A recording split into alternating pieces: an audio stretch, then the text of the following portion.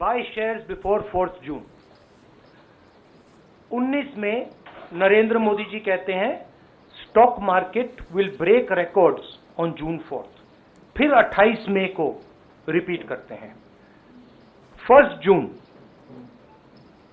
Media झूठे exit poll release करती है। बीजेपी का ऑफिशियल जो इंटरनल सर्वे था वो उनको 220 सीट दे रहा था। तो ये इंफॉर्मेशन बीजेपी के लीडर्स के पास था। इंटेलिजेंस एजेंसीज ने 200 और 220 के बीच में सरकार को बताया था कि उनकी सीट्स आ रही हैं। 3 जून को स्टॉक मार्केट सारे रिकॉर्ड तोड़ देता है और 4 जून को खटाक से स्टॉक मार्केट अंडरग्राउंड चला जाता है। अगला स्लाइड दिखाइए जरा। ये देखिए 31 मई massive stock activity, more than double what was there on 30th, more than double what was there on 29, 28। ये अनोमली देखिए। ये कौन लोग हैं? ये वो लोग हैं जो जानते हैं कि कोई ना कोई घपला हो रहा है। हजारों करोड़ रुपए यहां पे इन्वेस्ट हुए हैं, फॉरेन इन्वेस्टर्स ने इन्वेस्ट किए हैं और उसके बाद 30 लाख करोड़ रुपए का लॉस होता है। किसका लॉस होता है? रिटेल इन्वेस्टर्स का लॉस होता है।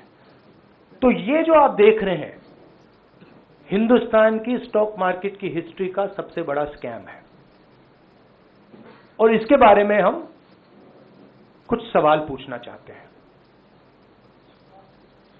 पहला सवाल, why did PM&HM give specific investment advice to the 5 crore families investing in the stock market?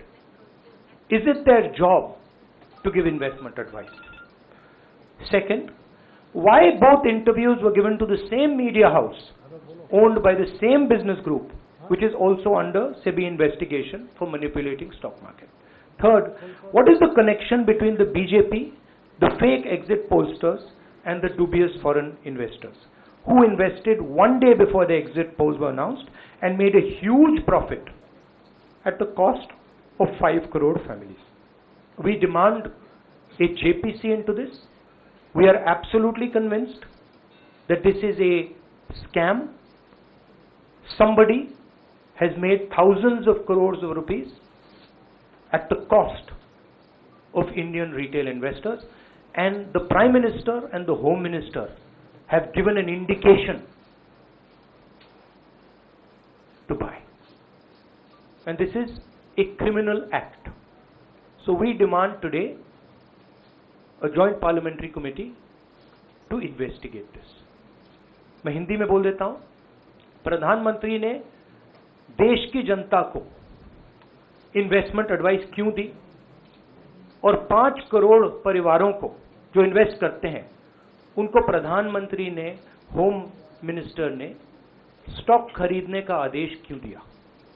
दूसरा, दोनों इंटरव्यूज जो किए गए थे वो अदानी जी के जो चैनल्स हैं उनको दिए गए थे।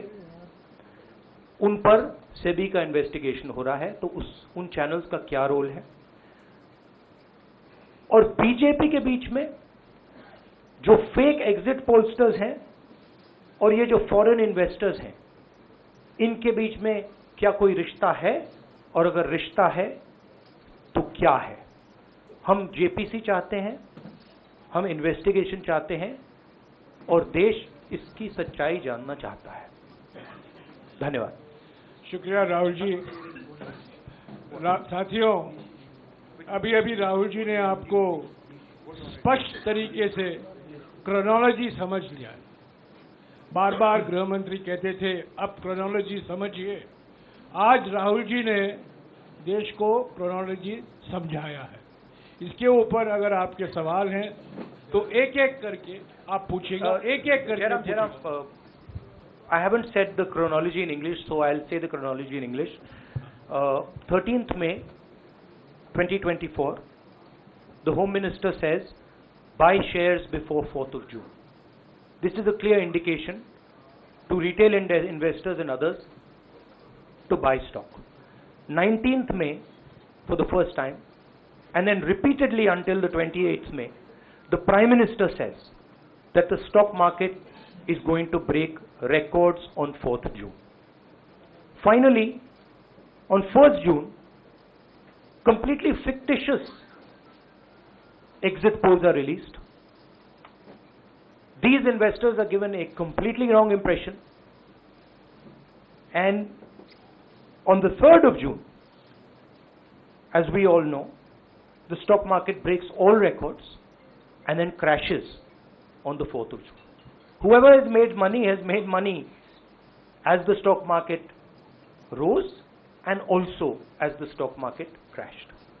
And we are interested in having a joint parliamentary committee, a JPC, to investigate the role of the Prime Minister, the role of the Home Minister, role of BJP members, and also those people who have done these fake exit polls. And finally, we want to understand who are the people, these foreign investors, who did these trades. So we want an investigation for that. शुक्रिया राहुल जी। हाँ संजय। राहुल जी, इससे पहले भी आपने Adani issue पे JPC पिछली लोकसभा में मांग की थी, तो क्या आप चाहेंगे कि ये इशू और हिंडनबर्ग इशू दोनों कंबाइन हो और दोनों की जांच हो? ये जो इशू है, this is a broader issue than just the Adani issue. It is connected to the Adani issue, but this is a much broader issue. This is directly the Prime Minister of India, Home Minister, who are privy to data on actual election results, who have IB reports, who have their own data, who are advising retail investors to buy stock on the 4th. This has never happened before.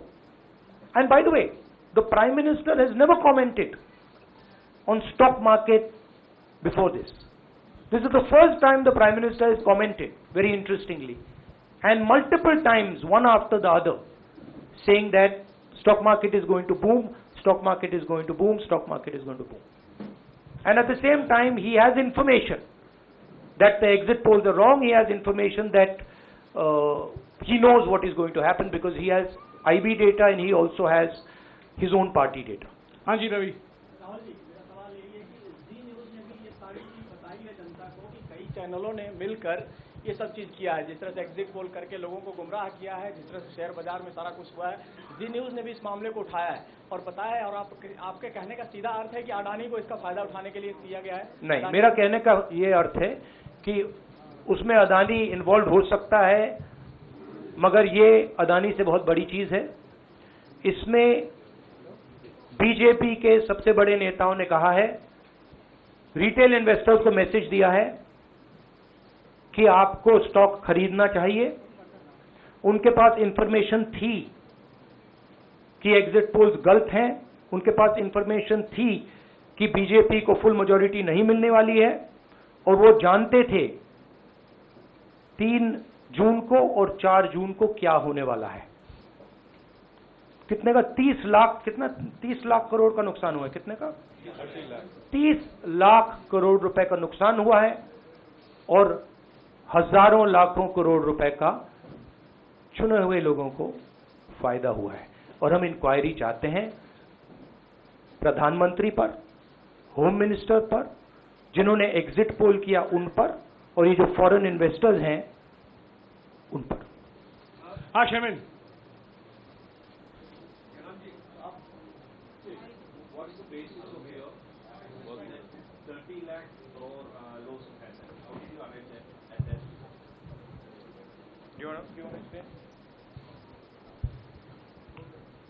this is based on the.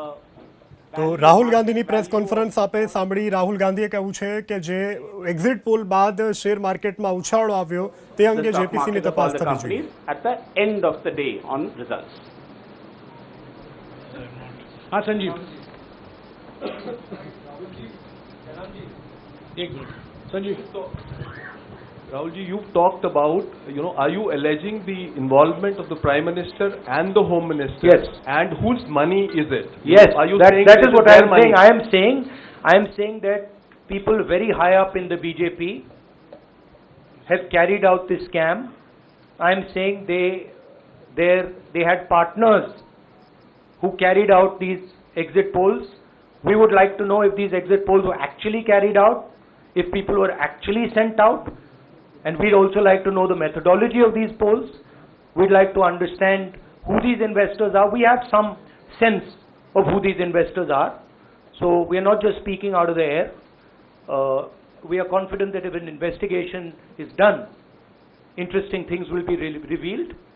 And we think the Prime Minister and Home Minister are directly involved in this.